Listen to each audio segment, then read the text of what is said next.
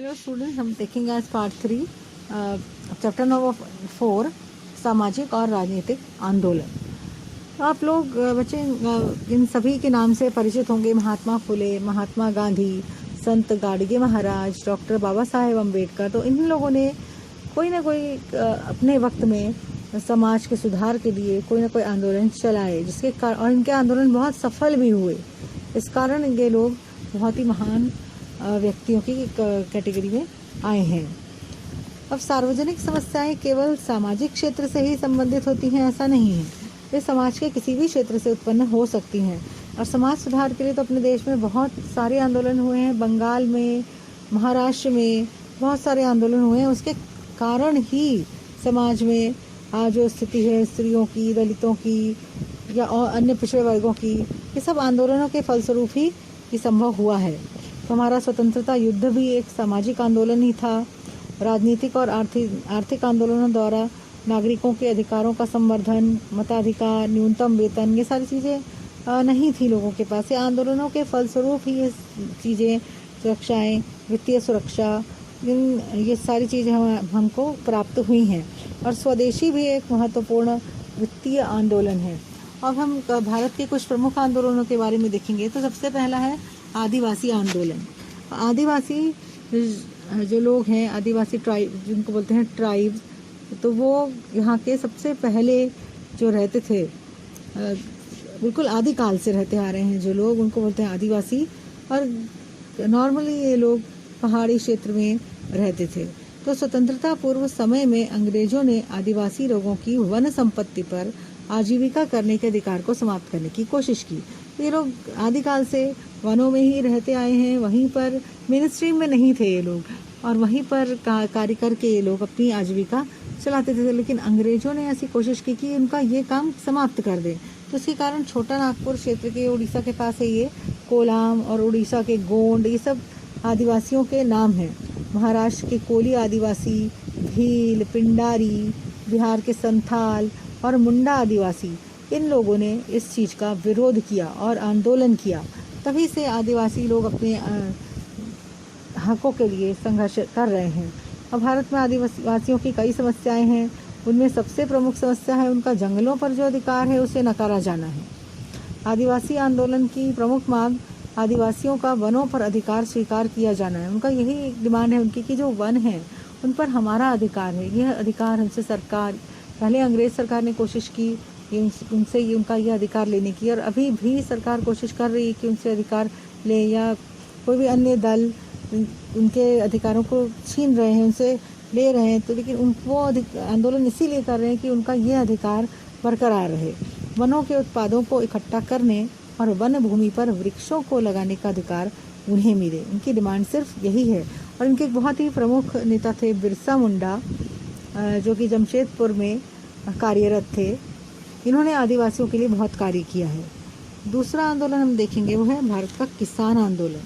अब भारत का किसान आंदोलन भी बहुत महत्वपूर्ण है कि उसकी किसानों को आंदोलन करने की क्या आवश्यकता पड़ी। अंग्रेजों के समय से किसानों का शोषण हो रहा था। तो अंग्रेजों की तो पूरी नीतियाँ ही किसानों के विरोध में थी। तो इसलिए किसानों को उनकी उपज, पैदावार का राइटफुल जो वैल्यू है वो नहीं मिल रही थी। उसी कारण उनको ऐसा लगा कि उनको संगठित होना चाहिए। और बहुत बार उनको नेतृत्व महात्मा गांधी जी ने दिया।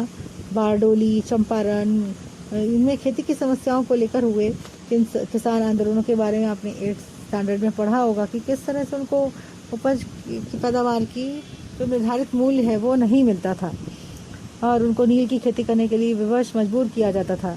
और किसान आंदोलनों के लिए जो मुख्य नेता थे वो थे महात्मा फुले, राणा डे और महात्मा गांधी।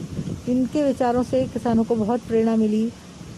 खासकर चंपारण वगैरह में तो महात्मा गांधी जी ने सत्याग्रह भी सिखाया किसानों को। और कृषि के संबंध में कुछ सुधारों के हम उदाहरण देख सकते हैं, जो है चकबंदी अधिनियम और भूमि कानून। अब चकबंदी अधिनियम क्या है हम देखेंगे। भूमि कानून स्वीकार करके 1940 ईस्वी में जमीन पर खेती करने वाले काश्तकारों के नाम 7/12 के अनुच्छेद में पहली बार दर्ज किए गए। दूसरे की जमीन पर कानून के अनुसार खेती करने और श्रम करने वाले को काश्तकार कहते हैं। अब समझिए बच्चों ये क्या है, दूसरे की जमीन पर कानून के अनुसार खेती करने वाले को काश्तकार कहते हैं। 1948 में चकबंदी अधिनियम अस्तित्व में आया। इस अधिनियम से काश्तकारों को अधिकार मिला। 1 अप्रैल 1957 से के संशोधित कानून की धारा 32 के अनुसार काश्तकारों को भूस्वामी के रूप में घोषित किया गया। यानी जो दूसरों के जमीन पर खेती करते थे अब वो उस जमीन के मालिक हो गए। तो बीते 40-50 वर्षों में अनेक काश्तकार भूस्वामी हो गए। भूस्वामी का मतलब वो जमीन उनकी हो गई, काश्तकार जो दूसरे के खेत में काम करते थे वो।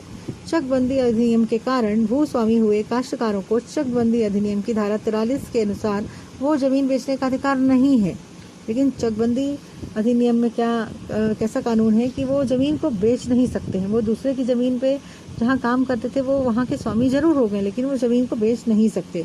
परंतु किसी विशेष परिस्थिति में ज़मीन बेचनी पड़े तो कुछ शर्तों पर प्रांत अधिकारी की अनुमति से उसे बेचा जा सकता है। तो वर्षों से काश्तकार के रूप में खेती करने वाले लोगों के हितों के लिए सरकार ने कानून बनाया था, उसको बोलते हैं चकबंदी अधिनियम।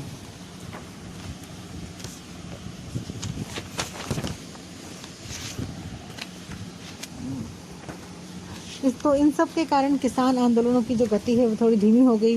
लेकिन हरित क्रांति के बाद किसान आंदोलन और अधिक क्रियाशील और परिणामकारी होने लगा। खेती का उत्पादन बढ़ाने के लिए देश को अनाज के मामले में आत्मनिर्भर बनाने हेतु हरित क्रांति की गई, परंतु उसका निर्धन किसानों को कोई लाभ नहीं हुआ। जो एक संपन्न किसान थे उनको ही इसका लाभ हुआ, और किसानों में निर्धन और संपन्न किसान ऐसे दो वर्ग बन गए और उनमें असंतोष बढ़ गया और किसान आंदोलन का प्रारंभ हुआ। हम इसको कंटिन्यू करेंगे नेक्स्ट वीडियो में। हेलो स्टूडेंट्स, हम देखेंगे आज पार्ट 3